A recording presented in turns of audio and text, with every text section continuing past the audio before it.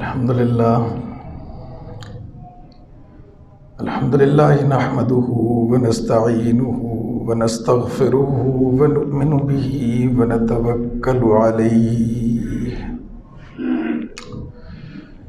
ونعوذ باللہ من شرور انفسنا ومن سیئات اعمالنا من يهده الله فلا مضل له ومن يضلله فلا هادي له ونشهد أن لا إله إلا الله وحده لا شريك له ونشهد أن سيدنا وسندنا ونبينا ومولانا محمدا عبده ورسوله أرسله بالحق بشيرا ونذيرا وداعيا إلى الله بإذنه وسراجا منيرا أما بعد فأعوذ بالله من الشيطان الرجيم بسم الله الرحمن الرحيم وأوحينا إلى أم موسى أن أرضعيه فإذا خفت عليه فألقيه في اليم ولا تخافي ولا تحزني إنا رادوه إليك وجاعلوه من المرسلين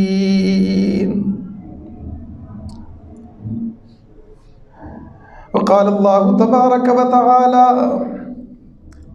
في مقام آخر لا تحزن إن الله معنا وقال الله تبارك وتعالى وما أرسلناك إلا رحمة للعالمين وقال الله تبارك وتعالى إنك لعلى خلق عظيم وقال النبي صلى الله تعالى عليه وآله وسلم إنما أنا النبي المرحمة أو كما قال النبي صلى الله تعالى عليه وآله وسلم صدق الله مولانا العظيم وصدق رسوله النبي الكريم ونحن على ذلك من الشاهدين والشاكرين والحمد لله رب العالمين اللهم صل على محمد وعلى آل محمد كما صليت على إبراهيم وعلى آل إبراهيم إنك حميد مجيد اللهم بارك على محمد وعلى آل محمد كما باركت على إبراهيم وعلى آل إبراهيم إنك حميد مجيد اے رسول امی خاتم المرسلین تجھ سا کوئی نہیں تجھ سا کوئی نہیں اے ازل کے ہنسی اے ابد کے ہنسی تجھ سا کوئی نہیں تجھ سا کوئی نہیں گزشتہ جمعہ عرض کیا گیا تھا کہ سیرت النبی صلی اللہ تعالیٰ علیہ وآلہ وسلم کی نسبت سے بعض گزارشات آپ کی خدمت میں پیش کی جائیں گی اور اس پر غور ہوتا رہا کہ سیرت النبی صلی اللہ تعالیٰ علیہ وآلہ وسلم کے تو بے شمار بے انتہا گوشے ہیں اور ہم تو ساری زندگی لگے رہے ہیں نبی کریم صلی اللہ تعالیٰ علیہ وآلہ وسلم کی تعریف اور توصیف نبی کریم صلی اللہ تعالیٰ علیہ وآلہ وسلم کے اسوہ حسنہ کاملہ اس کا احاطہ کرنے سے قاصر ہیں، لیکن ایک بات ذہن میں آئی، مناسب ہے کہ آپ کے گوش گزار کی جائے اور درخواست ہے کہ آپ اسے اپنی زندگی کا وتیرہ بنائیں اور اپنے گھروں میں اور اپنے دفاتر میں جہاں جہاں آپ کے اختیارات ہیں وہاں نبی کریم صلی اللہ تعالیٰ علیہ وآلہ وسلم کی ان تعلیمات کو لاگو کریں، نافذ کریں، صحیح مضبوط مستحکم اسلامی معاشرے کی بنیاد۔ دیکھیں، معاشرہ فرد سے بنتا ہے، ایک فرد اس کے ساتھ ایک اور ملا، ایک اور ملا، کئی افراد ملے تو ایک معاشرہ قائم ہو گیا۔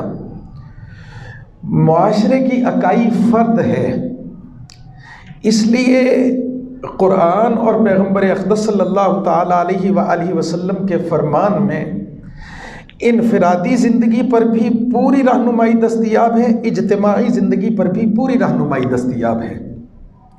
صرف فرد کا تذکرہ نہیں، ان افراد پر مشتمل معاشرے کو بھی شامل کیا ہے، اور صرف ایک سوسائٹی یا معاشرے کی پر تعلیمات نہیں، بلکہ اس معاشرے کی اکائی ایک فرد کو بھی اسلام نے اور پیغمبر اقدس صلی اللہ تعالیٰ علیہ وآلہ وسلم کی ذات نے اہمیت دی ہے، اس کو اجاگر کیا ہے، اس کی وقت ہے، چاہے وہ ایک دن کا بچہ ہی کیوں نہ ہو، اس کی وقت ہے۔ افراد ملتے ہیں تو معاشرہ قائم ہوگا نا، اگر افراد ہی آپس میں نہ مل سکیں اور منتشر ہوں اور مختلف فی ہوں تو معاشرہ کیسے قائم ہو سکتا ہے؟ معاشرے کے لیے تو افراد کا اکٹھا ہونا ضروری ہے، ایک بات یہ ذہن نشین کر لیجئے۔ دوسرا، جب ہم یہ دعویٰ کرتے ہیں کہ اسلام ہر معاملے میں رہنمائی فراہم کرتا ہے، جسمانی معاملات میں، روحانی معاملات میں، ایمانی معاملات میں، اعتقادی اور عملی معاملات میں، اسلام نے جسمانی افزائش پر تعلیم دی ہے۔ نبی کریم صلی اللہ تعالیٰ علیہ وآلہ وسلم کا کھانا اور پینا، کھانے اور پینے کی ترغیب دلانا، لباس، مکان، اس کے آداب، حکومت، اس کا طریقہ کار، یہ ظواہر کی زندگی ساری ہدایات آ گئیں۔ باطن کی زندگی پر بھی ساری ہدایات ہیں، حسد پر، بغض پر، کینے پر، عناد پر بہت ساری احادیث وارد ہیں۔ لیکن معاشرے کا ایک المیہ ہے، اور واللہ عالم کتنے فیصد لوگ ہیں اسی مملکت خدا داد میں جو اس بیماری سے گزر رہے ہیں، میرے سمیت۔ اعتماد کی کمی، احساس کمتری، اپنی بے وقعتی، دوسرے کے سامنے اپنے آپ کو گرا دینا کہ نہیں میرے اندر ایسی طاقت نہیں، کمزور محسوس کرنا۔ پیغمبر اقدس صلی اللہ تعالیٰ علیہ وآلہ وسلم کی حیات طیبہ کا مطالعہ کریں تو یہ مسائل ویسے ہی ختم ہو جائیں۔ یہ الگ بات ہے کہ ہمارے اندر وہ قوت ہی موجود نہیں اتباع سنت کی۔ کسی شخص کے بارے میں آپ کہتے ہیں کہ یہ نفسیاتی مریض ہے، کسی شخص کو آپ کہہ دیتے ہیں یہ پاگل ہو گیا ہے، کسی شخص کے بارے میں آپ کا دعویٰ یہ ہوتا ہے کہ یہ ذہنی توازن کھو بیٹھا ہے، کسی شخص کے بارے میں آپ کا دعویٰ یہ ہوتا ہے کہ یہ صورتحال کا مقابلہ کرنے سے قاصر ہے، گھبرا جاتا ہے، پریشان ہو جاتا ہے، سامنا کرنے سے قاصر ہے، قوت نہیں ہے اس کے اندر، باطنی طاقت، حوصلہ، ہمت نہیں ہے اس کے اندر۔ تو ذرا دیکھیں نبی کریم صلی اللہ تعالیٰ علیہ وآلہ وسلم نے اس حوالے سے بھی کوئی رہنمائی دی ہے یا نہیں دی؟ کوئی شخص احساس کمتری کا شکار نہ ہو، کوئی شخص اپنے آپ کو دوسروں سے کمتر نہ سمجھے، وہ انسان ہے، آدم علیہ السلام کی اولاد ہے، کلکم بنی آدم، تم سارے کے سارے آدم علیہ السلام کی اولاد ہو، وآدم من تراب، آدم علیہ السلام کو اللہ نے مٹی سے بنایا تھا۔ تو اب کیا اونچا اور کیا نیچا، کیا طاقتور اور کیا کمزور، کیا خوبصورت اور کیا بدصورت؟ کچھ لوگ اپنی غربت کی وجہ سے احساس کمتری کا شکار ہوتے ہیں، کچھ لوگ اپنی شکل و شباہت کی وجہ سے احساس کمتری کا شکار ہوتے ہیں، کچھ لوگ اپنی آواز کی بنیاد پر احساس کمتری کا شکار ہوتے ہیں، بعض لوگ اپنے ماضی پر نادم ہوتے ہیں اور عجیب احساس گناہ ہمہ وقت ان کا محاصرہ کیے رہتا ہے، وہ کسی وقت بھی سکون کا اور سکھ کا سانس نہیں لے پاتے۔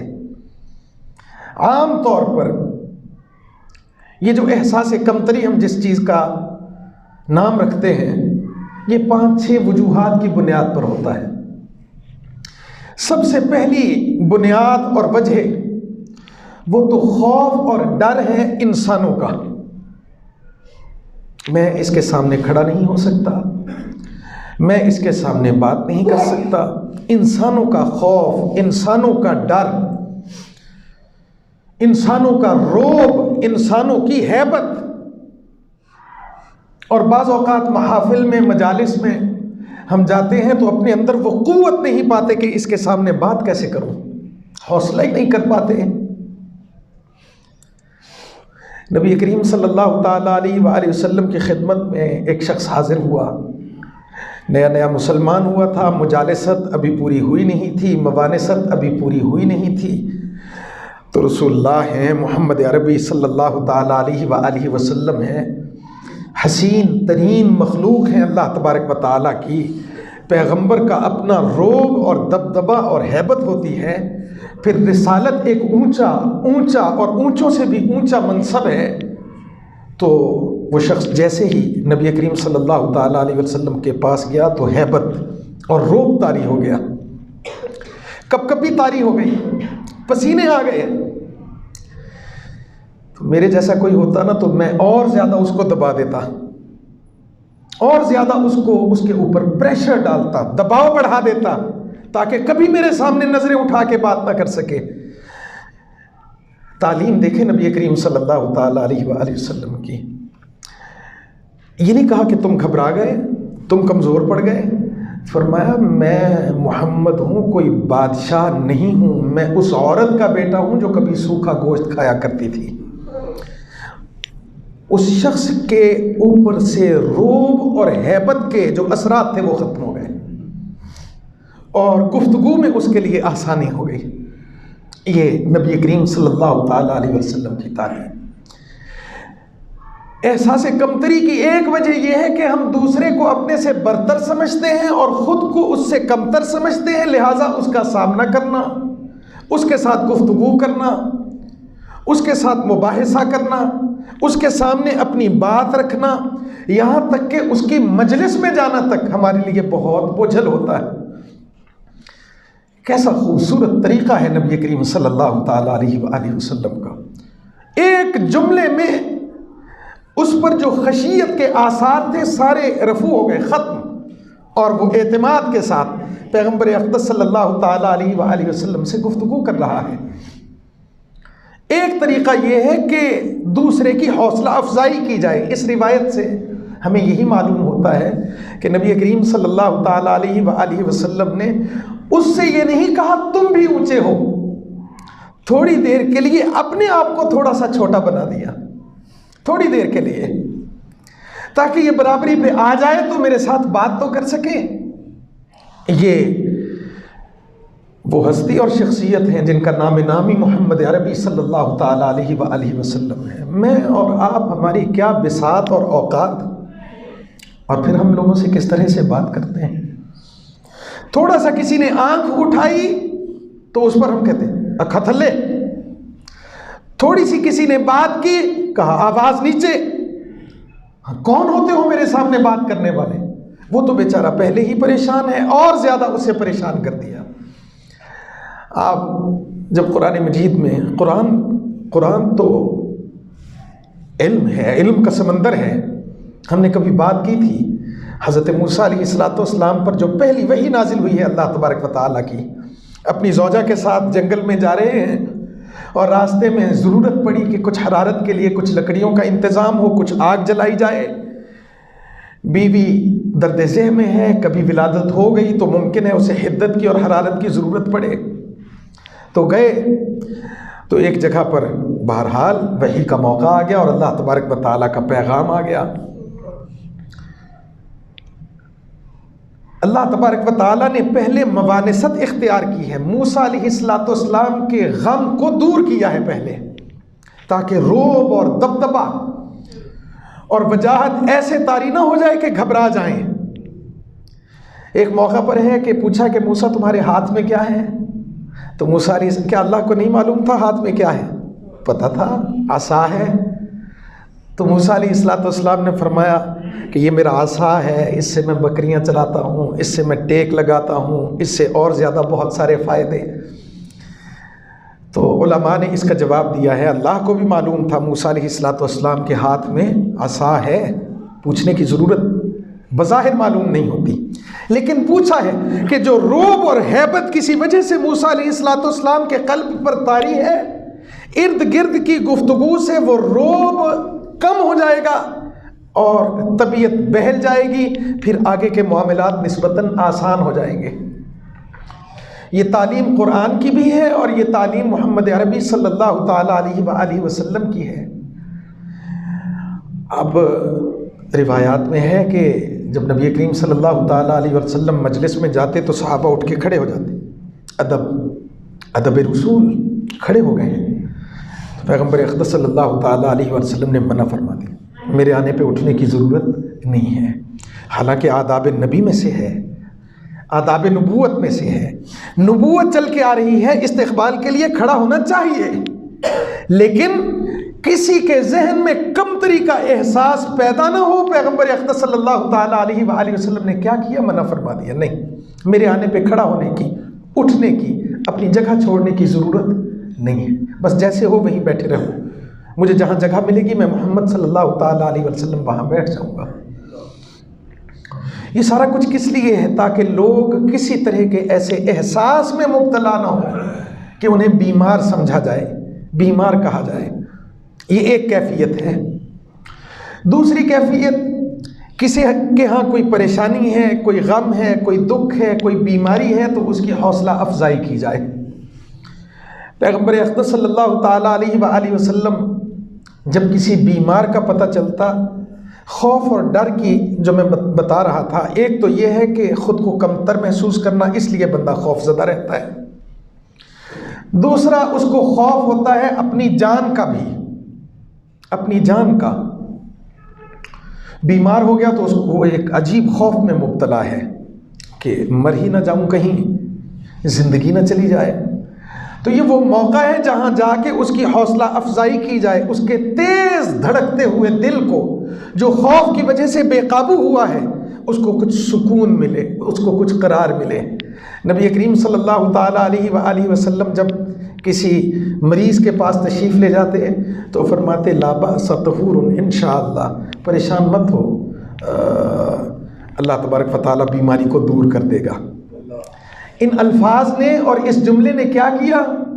ایک تو عیادت اور نبی کریم صلی اللہ تعالیٰ علیہ وآلہ وسلم کی آمد کی بنیاد پر اسے حوصلہ ہو گیا کہ میں تنہا نہیں ہوں، میرے ساتھ کوئی وجود موجود ہے۔ عیادت کی تعلیم دی ہے پیغمبر اقدس صلی اللہ تعالیٰ علیہ وسلم۔ مقصد کیا ہے؟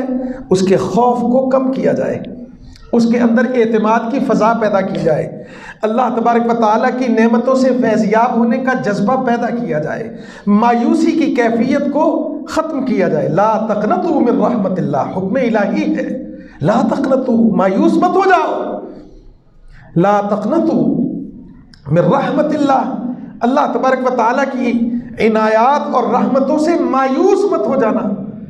بیمار کبھی کبھی یوں بھی ہوتا ہے کہ وہ سارا مال اور دولت اور اولاد اور گھر بار سارا کچھ ہونے کے باوجود کبھی کبھی وہ یہ بھی سوچتا ہے کہ ہن تے مینوں اللہ بھی نہیں بچا سکتا۔ کبھی کبھی اپنی بیماری میں ذہنی طور پر وہ اس گراوٹ میں چلا جاتا ہے کہ اس کے اندر سے اعتماد ختم ہو جاتا ہے، بالکل بے بس، مجبور، اور ایسی کیفیات سے دوچار ہوتا ہے۔ پیغمبر اقدس صلی اللہ تعالیٰ علیہ وسلم جاتے تو فرماتے لا بأس طہور انشاءاللہ، پریشان مت ہو جاؤ، فکر کی کوئی بات نہیں، اللہ تبارک و تعالیٰ انشاءاللہ تمہاری بیماری کو تم سے دور کر دے گا۔ لا بأس، کتنا خوبصورت، فکر نہ کرو، فکر نہ کرو۔ تو دو کام ہو گئے، ایک رسول اللہ صلی اللہ تعالیٰ علیہ وسلم کی آمد سے تنہائی کی جو وحشت ہے وہ ختم ہو گئی، دوسرا کلمات اتنے خوبصورت ہیں، بالکل فکر مت کرو، پاک ہو جاؤ گے بیماری سے اگر چاہا اللہ تبارک و تعالیٰ نے۔ تین جملے، فکر مت کرو، دور ہو جائے گی بیماری اگر اللہ تبارک و تعالیٰ نے چاہا۔ اور اس سے اس مریض کو کیا ہو گیا؟ کچھ مبانست پیدا ہو گئی، کچھ انس پیدا ہو گیا، گفتگو کا جذبہ پیدا ہو گیا، اور پھر زندگی کی رمق تھوڑی سی لوٹ آئی، اور پھر وہ کہتا ہے دیکھو بھئی مہمان آئے ہیں کھانا لاؤ، دیکھو بھئی مہمان آئے ہیں پھل لاؤ، دیکھو بھئی مہمان آئے ہیں چائے لاؤ۔ پھر وہ مریض ہی آپ سے پوچھتا ہے کہ آپ کے گھر میں کیا حال احوال ہیں؟ تھوڑی دیر پہلے ایسا تھا جیسے مرا ہوا تھا، ابھی آپ نے کچھ جملے کہے، اس کے اندر اتنی قوت آ گئی کہ وہ اب آپ سے پوچھ رہا ہے تمہارا کیا حال ہے، تمہارے بچے کیسے ہیں، گھر بار کی کیفیت کیسی ہے۔ یہ نفسیاتی امراض کا مقابلہ کرنا سکھایا ہے محمد عربی صلی اللہ تعالی علیہ وآلہ وسلم نے۔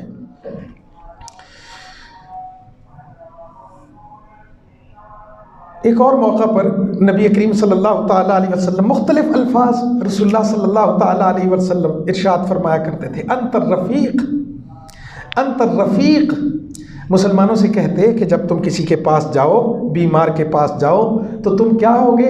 انت الرفیق، تم اس کے مددگار ہو جاؤ گے، تمہارے اندر کچھ رفق کی کیفیات اس کے سامنے آئیں گی، اس کے دل کو تم نرم کر دو گے، دوستی کا دعویٰ کرو گے۔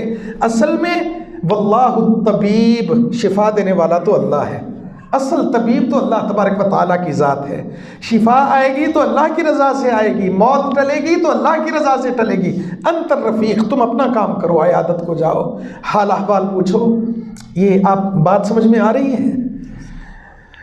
ایک اگلے شخص کے اندر سے ہیبت اور رعب کو کم کر دینا، کم کر دینا۔ بعض علماء اساتذہ ہم نے دیکھا کہ پہلی دفعہ میں جب کبھی گیا، پتہ چلا یہ شیخ الحدیث ہیں، شیخ التفسیر ہیں، بہت بڑے پیر ہیں، تو گئے تو بعض جگہ پہ ہوتا ہے پروٹوکول ایسے ہیں، بندہ لائن میں لگا ہوا ہے، انتظار میں بیٹھا ہوا ہے، اور بعض شخصیات ایسی ہوتی ہیں کہ آنے دو آنے دو، کہاں سے تشریف لائے، کیا نام ہے آپ کا، گھر میں سب خیر و عافیت ہے، کون سا خاندان ہے، کب آئے، کیا مصروفیات ہیں۔ وہ مسلسل سوال پوچھتے ہیں، آپ سوالات کا جواب دیتے دیتے دیتے آپ کے اندر سے اس کا رعب اور ہیبت کم ہو جاتی ہے، اب ان کے ساتھ اپنا اصل معاملہ بیان کرنا آپ کے لیے آسان ہو جاتا ہے۔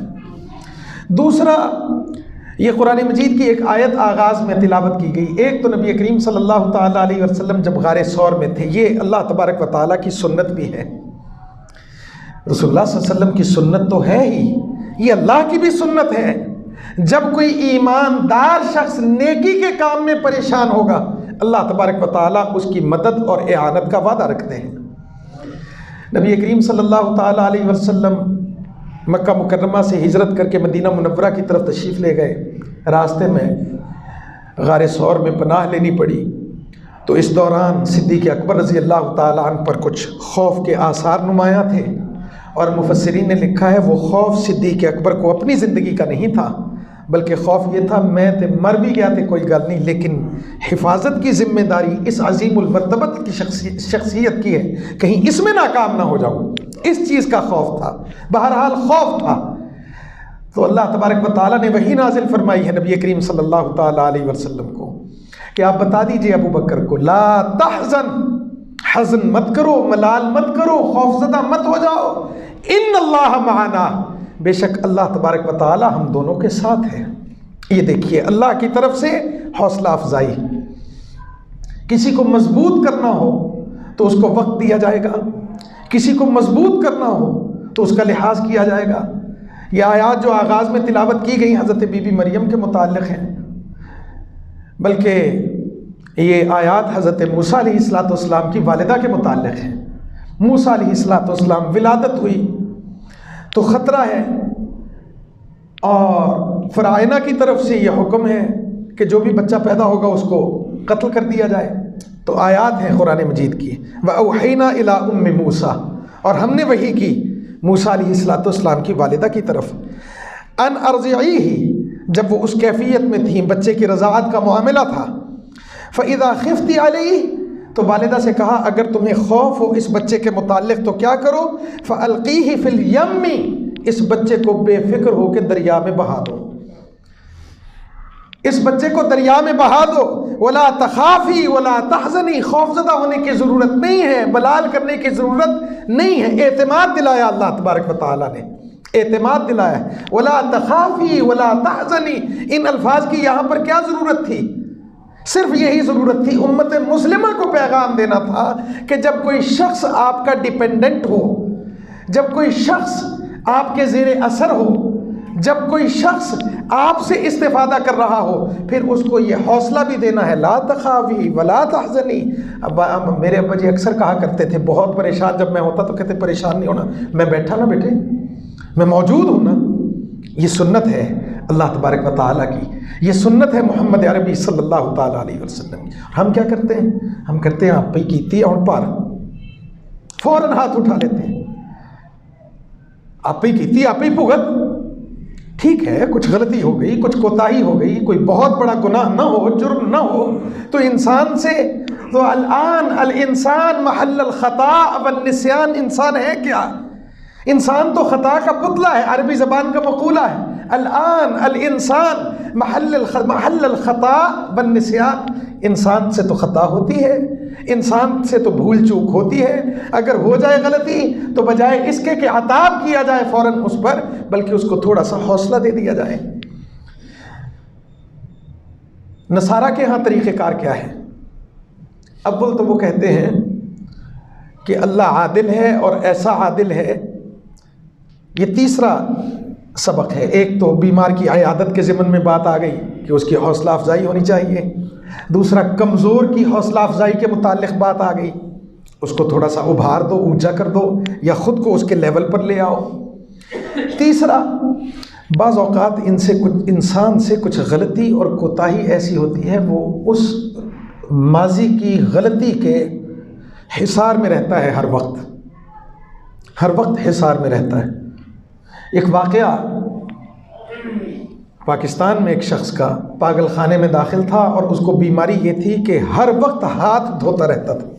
آج کل سانو بھی ہوئی، ہر وقت ہاتھ دھوتا رہتا، ہر 5 منٹ کے بعد، اور اس سے پوچھتے کہ کیوں دھو رہے ہیں؟ وہ کہتا ہے خون لگ گیا تھا ہاتھ پہ، حالانکہ کوئی خون نہیں ہے، کچھ بھی نہیں ہے۔ تو پوچھا، تفتیش کی گئی پاگل خانے کے ذمہ دار سے کہ کیا ماجرا ہے اس کا؟ تو اس نے کہا کہ اس کے گھر میں کوئی شخص آیا تھا مہمان، اور اس کے پاس تھا مال بہت زیادہ، اور وہ کہتا تھا کہ چلو رات اس کے گھر میں گزارتے ہیں، اگلے دن کسی محفوظ جگہ پہ منتقل کروں گا، بینک میں جمع کرواؤں گا۔ تو دل میں لالچ پیدا ہو گیا، تو مہمان اور بیٹا ایک کمرے میں سلا دیے، خود اپنی منصوبہ بندی کرنے لگ گیا کہ کیسے حاصل کروں۔ تو بہرحال اس نتیجے پہ پہنچا کہ اس کو قتل کر دوں۔ تو اب سردیوں کے ایام تھے، تو لحاف اور چادر اوڑھا ہوا تھا دونوں نے، تو اب اس نے جو گنڈاسا چلایا تو بجائے اس کے کہ مہمان کے گردن پہ چل جاتا، وہ اپنے ہی بیٹے کی گردن پہ چل گیا۔ بعد میں پتہ چلا تو پچھتایا، اور اس قدر اس گناہ، اس جرم کا اس قدر اثر ہو گیا کہ وہ ہر لمحے یہی کہتا تھا میرے ہاتھوں پہ خون ہے، میرے ہاتھوں پہ خون ہے۔ مریض ہو گیا، جرم ہے، قتل ہے، اس کی سزا بھی ہے، لیکن اس سے نفسیاتی مریض بن جانا، پاگل خانے تک پہنچ جانا۔ دیکھیں، قرآن کو نہیں دیکھا نا، نبی کریم صلی اللہ تعالیٰ علیہ وسلم کے فرمان کو نہیں دیکھا۔ حضرت ابو سعید الخدری رضی اللہ تعالیٰ روایت کرتے ہیں کہ ایک شخص نے 99 قتل کیے، کسی پوچھنے والے کے پاس چلا گیا کہ بتاؤ میری کوئی بخشش کا امکان، میرے لیے کوئی آسانی کا امکان؟ اس نے کہا 99 بندے مارتے ہوں کتوں معافی؟ انہوں نے کہا بس ٹھیک ہے، اگے میں پریشان سی، تو اور میری پریشانی بتا آتی۔ تو اس نے نکالی تلوار اور اس کا بھی سر قلم کر دیا۔ لوگوں کے پاس لوگوں نے مشورہ دیا کہ جاؤ فلاں جگہ، فلاں دیہات، فلاں گاؤں، فلاں بستی ایک عالم بیٹھا ہے، ممکن ہے وہ تمہیں بتائے کہ اب جہاں تم پھنس گئے ہو اس سے نکلنے کا کوئی راستہ ہے یا نہیں۔ اب وہ چل پڑا تو روایت حدیث کے الفاظ یہ ہیں کہ ابھی وہ وہاں پہنچا نہیں ہے، اب وہ اچھے آدمی سے اصلاح لینے کی غرض سے نکلا ہے، راستے میں فرشتہ اجل آ گیا، اس کی موت کا وقت آ گیا، مارا گیا۔ تو دونوں طرح کے فرشتے پہنچ گئے۔ جہنم کے فرشتے کہتے ہیں یہ ہمارا مہمان ہے، اتنے گناہ کیے ہیں۔ جنت کے فرشتے کہتے ہیں یہ ہمارا مہمان ہے، نیکی کی طرف چل پڑا۔ تو فیصلہ اس بات پر ہوا کہ اچھا چلو فاصلہ اس کی پیمائش کرتے ہیں، اگر برائی کی طرف فاصلہ کم ہوا تو یہ جہنم والے لے جائیں گے، اگر اچھائی کی طرف فاصلہ کم ہوا تو جنت والے لے جائیں گے، اگر اس کا قرب نیک مجلس کی طرف زیادہ ہوا تو جنت، اور اگر قرب اور نزدیکی برائی والی مجلس کی طرف ہوا تو جہنم۔ اصل واقعہ یہ تھا کہ ابھی تو وہ بس چلا ہی تھا کہ موت آ گئی، نیکی والی بستی تو بہت دور تھی۔ پیغمبر اقدس صلی اللہ تعالیٰ علیہ وآلہ وسلم نے فرمایا اللہ کو اس شخص کا توبہ کرنا اتنا پسند آیا، نیکی کا متلاشی ہونا اتنا پسند آیا کہ اللہ تبارک و تعالیٰ نے برائی کا فاصلہ لمبا کر دیا اور اچھائی کا فاصلہ سمیٹ دیا۔ تو جب فاصلے کی پیمائش کی گئی تو بالکل معاملہ مختلف نکلا، اور اس شخص کو اللہ تبارک و تعالیٰ نے جنت میں اعلیٰ مقام عطا فرمایا۔ یہ ہم نہیں کہتے، یہ پیغمبر اقدس صلی اللہ تعالیٰ علیہ وآلہ وسلم کا فرمان ہے۔ غلطی ہوئی ہے، کوتاہی ہوئی ہے، کوئی بات نہیں، حل بھی ہوتے ہیں، راستہ بھی نکالا جا سکتا ہے۔ یہی حضرت ابو سعید الخدری ہیں رضی اللہ تعالیٰ عنہ، غزوہ خندق ہے، اور آپ خندق کے جو حالات ہیں اس سے آپ اچھی طرح واقف ہیں کہ موسم کی سختی الگ، اور خندق کی کھدائی پر مشقت الگ، اور کھانے اور پینے کے اسباب الگ، اور دشمن کا خوف اور خطرہ الگ۔ تو حضرت ابو سعید الخدری نبی کریم صلی اللہ تعالیٰ علیہ وآلہ وسلم کے پاس تشریف لے گئے۔ اللہ کے رسول ہم تو بہت پریشانی میں ہیں، اتنی پریشانی ہو گئی ہے کہ کلیجہ منہ کو آ رہا ہے، تو آپ اس کا کوئی حل بتائیے۔ نبی کریم صلی اللہ تعالیٰ علیہ وآلہ وسلم نے حضرت ابو سعید خدری رضی اللہ تعالیٰ عنہ کو جواب دیا ہے ان کی اس کیفیت کا کہ اللہ تبارک و تعالیٰ سے دعا کرو، اور دعا کیا ہے؟ ابی سعید قال قلنا یوم الخندق، ابو سعید خدری رضی اللہ تعالیٰ عنہ فرماتے ہیں کہ ہم نے نبی کریم صلی اللہ تعالیٰ علیہ وسلم سے غزوہ خندق کے موقع پر کہا یا رسول اللہ کے رسول حل من شیئن، کیا ہمارے لیے کوئی نجات ہے، ہمارے لیے کوئی بچت ہے، ہمارے لیے کوئی آسانی ہے؟ تقولہ، اور کہا نبی کریم صلی اللہ تعالیٰ علیہ وآلہ وسلم سے قد بلغت القلوب الحناجر، ہمارے تو دل سینوں سے باہر آ رہے ہیں، اتنا ڈر اور خوف ہے، اتنی پریشانی ہے۔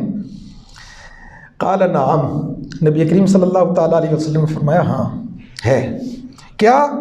دعا کے لیے ہاتھ اٹھائے نبی کریم صلی اللہ تعالیٰ علیہ وسلم۔ جب ہر طرف سے انسان مایوس ہو جائے، جب ہر طرف سے انسان نا امید ہو جائے، پھر بھی امید کی ایک کرن باقی ہے، وہ اللہ تبارک و تعالیٰ کی ذات ہے۔ اور فرمایا اللہم استر عوراتنا، اللہ ہمارے خوف کو، اللہ ہماری پریشانیوں کو ختم فرما، اللہم استر عوراتنا، اللہ ہماری جو مخفی کمزوریاں ہیں ان پر پردہ ڈال دے، وآمن روعاتنا، اور دشمن کا خوف جو ہم پر حملہ کر رہا ہے اس سے ہمیں امن عطا فرما۔ نبی کریم صلی اللہ تعالیٰ علیہ وسلم نے یہ جملے فرمائے، قال فضرب اللہ وجوہ اعدائنا، اللہ تبارک و تعالیٰ نے ایسی تیز ہوا چلائی ہے، بالریح، ایسی تیز ہوا چلائی ہے کہ دشمن کے منہ پر تھپیڑوں کی طرح لگ رہی تھی، فہزمہم اللہ عز وجل بالریح، اور اللہ تبارک و تعالیٰ نے صرف ہوا ہی کی وجہ سے دشمن کو شکست خوردہ کر دیا۔ جب انسان ہر طرف سے مایوس ہو جائے اس وقت بھی امید کی ایک کرن، امید کی ایک جھلک، امید کی ایک کیفیت موجود ہوتی ہے کہ اللہ تبارک و تعالیٰ سے رجوع کر لو، لا تحزن ان اللہ معنا، اللہ تو ہمارے ساتھ ہے ہی۔ وہ اللہ تبارک و تعالیٰ ایسا ہے جس نے یونس علیہ السلام کی مچھلی کے پیٹ میں بات سن لی تھی، وہ اللہ تو ایسا ہے جس نے ایوب کو اس بیماری سے صبر عطا فرمایا اور شفا عطا فرمائی جب ساری دنیا بے بس ہو گئی تھی۔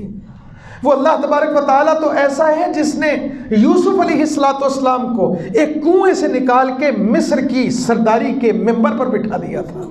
وہ اللہ تبارک و تعالیٰ تو ایسا ہے جس پروردگار نے محمد عربی صلی اللہ تعالیٰ علیہ وآلہ وسلم کو تنے تنہا اور پریشانی کے عالم میں اگر مکہ مکرمہ چھوڑا ہے تو فاتح بن کے مکہ مکرمہ میں واپس بھی پہنچایا ہے۔ ہمارے مسئلے تو ہیں ہی کچھ نہیں، ہماری پریشانیاں تو ہیں ہی کچھ نہیں، وہ پریشانیاں جو انبیاء نے دیکھی ہیں اور جو صحابہ کرام رضوان اللہ تعالیٰ علیہم اجمعین نے دیکھی ہیں، ہمارے ہاں تو اس کا عشر عشیر بھی نہیں ہے۔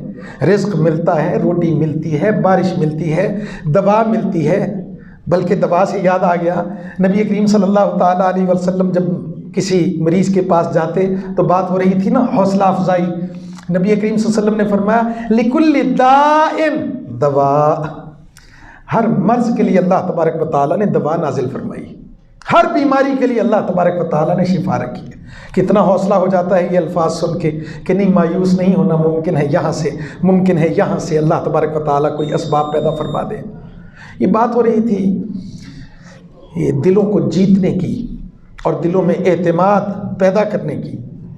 میں آخری بات کہہ کے تو یہ موضوع جاری ہے، 4 نکات اس کے باقی ہیں، تو ہم اپنے گھروں میں کیا اس کو لاگو کریں گے۔ لیکن میں آپ کو ایک بات بتاؤں، یہ دوسری جنگ عظیم ہوئی تو ایک گروہ فاتح ہو گیا، دوسرا گروہ ناکام ہو گیا۔ جس کو شکست ہوئی اس کے ساتھ اتنا ذلت آمیز سلوک ہوا ہے کہ تاریخ حیران ہے اور پریشان ہے، نادم ہے تاریخ اس پر۔ خواتین کے ساتھ کیا ہوا، مردوں کے ساتھ کیا ہوا، بچوں کے ساتھ کیا ہوا، ہٹلر نے کیا کیا، نازیوں نے کیا کیا، پھر ان کی شکست ہو گئی تو مخالفین نے ان کے ساتھ کیا کیا۔ یہ تہذیب یافتہ اقوام نے کیا کیا ہے، جو اپنے آپ کو مہذب کہتے ہیں، مہذب، جرمن مہذب،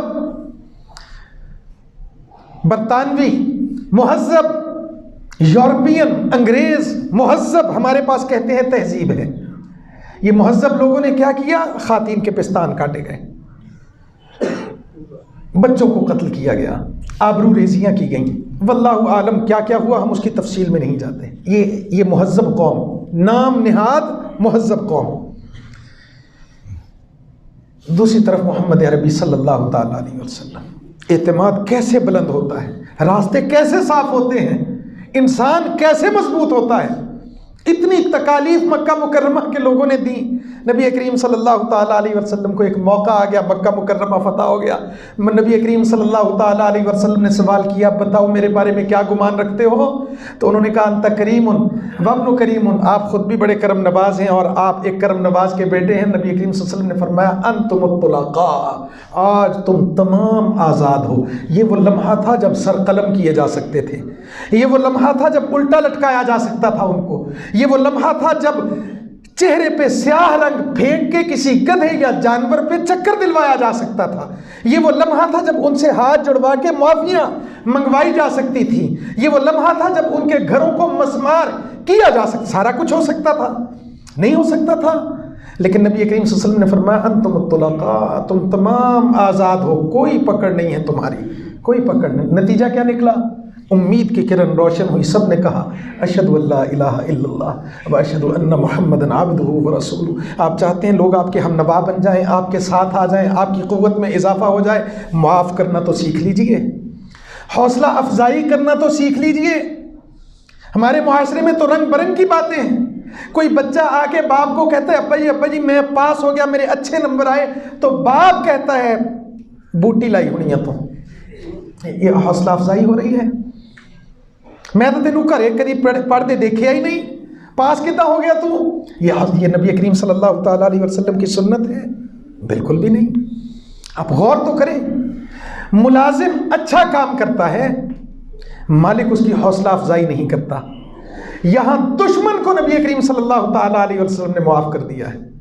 ہمارے ہاں اپنوں کے بارے میں یہ پاگل خانے بھرے ہوئے ہیں، نفسیاتی مریض ہیں۔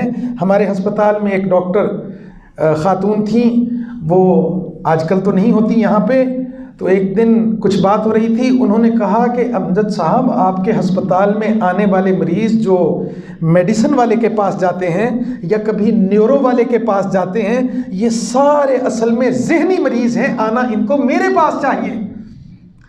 نہ ان کا معدے کا کوئی مسئلہ ہوتا ہے، نہ جگر کا کوئی مسئلہ ہوتا ہے، یہ بے خوابی میں رہتے ہیں، نیند نہیں آتی ان کو، یہ بے قراری میں رہتے ہیں، کبھی کوئی بہانہ کرتے ہیں، کبھی کوئی بہانہ کرتے ہیں، اصل میں یہ ذہنی طور پر مطمئن نہیں۔ اور پروفیسر صاحب کو اگر یاد ہو تو ہم نے اللہ کا ایک قانون بیان کیا تھا، یا ایتھا النفس المطمئنہ، یہ مطمئن روح کا حق ہے کہ وہ ارجعی الی ربک راضیۃ مرضیہ، وہ اللہ کے راستے اس کے لیے آسان ہوتے ہیں، اطمینان ہونا چاہیے۔ لیکن مینوں اتنے ڈر اے لگیا رہتا کھڑے کھڑے کہ جی 2 منٹ ہور لگ گئے تو باہر مینوں کوئی پوچھنا لگے۔ میں ایک بات کر رہا ہوں جی، میں صرف ایک مثال بات کر رہا ہوں، ہمارا وقت ختم ہو گیا۔ یہ خوف مجھے بعض اوقات بولنے نہیں دیتا، مجھے یہ خدشہ لگا رہتا ہے کہیں آیات کے پڑھنے میں اونچ نیچ نہ ہو جائے اور یہ بات میں مجھے تانا دیں۔ آپ کو یہ پریشانی لگی رہتی ہے کہ مولوی صاحب کتے ساڈا نام لے کے تو سانو ایتھے کھڑا ہی نہ کر لین. آپ اس وہم میں مبتلا، میں اس وہم میں مبتلا. آپ کا خوف الگ، میرا خوف الگ. نتیجہ یہ کہ آپ بھی خوف زدہ اور ہم بھی خوف زدہ. بچے کو یہ خوف ہے ابا جی کو یہ خوف ہے کہ بچے. محلے داروں کو، پڑوسیوں کو خوف ہے اپنے پڑوسی کا، اس کو خوف ہے اپنے پڑوسی کا. نبی کریم صلی اللہ تعالیٰ علیہ وسلم کی سیرت بالکل مختلف ہے، بالکل مختلف. حوصلہ افزائی کرنا. ساڈے تا چنگا بھلا باریش سمجھدار عقل مند آدمی ہو، اس کی کوئی وقت نہیں ہے ہمارے معاشرے میں، اس کی کوئی وقت نہیں ہے. لیکن انس بن مالک رضی اللہ تعالیٰ عنہ کا چھوٹا بھائی ہے، اور اس چھوٹے بھائی کا نام ہے عمیر. ابو عمیر بھی انہیں کہتے تھے. اب وقت دیکھیے، اب کوئی آئے بڑا آدمی اور مجھ سے کہے امجد صاحب کیا حال ہے، تو یہ میرے لیے کتنے اعزاز کی بات ہوگی. جناب ڈی سی صاحب نے میرا نام لے کے پوچھا. حوصلہ بڑھ جائے گا، قوت بڑھ جائے گی.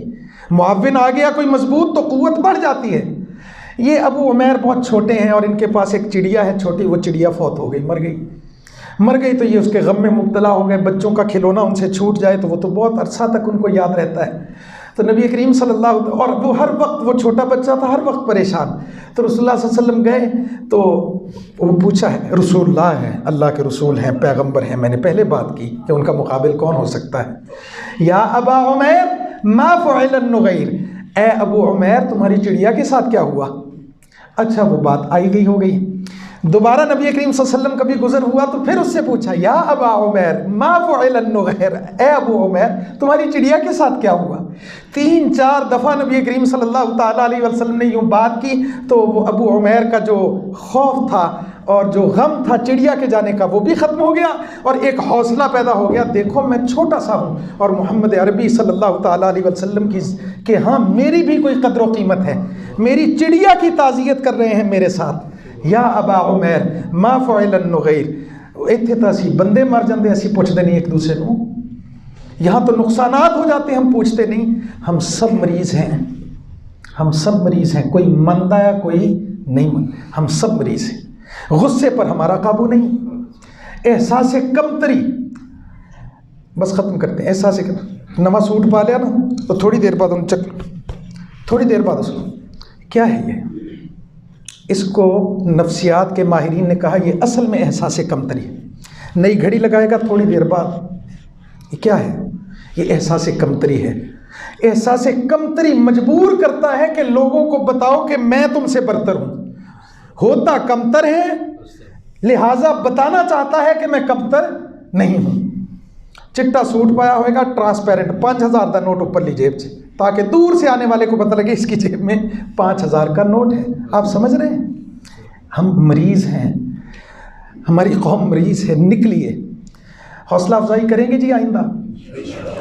بچوں کی حوصلہ افزائی، نیک کام کوئی کر رہا ہو اس کی حوصلہ افزائی.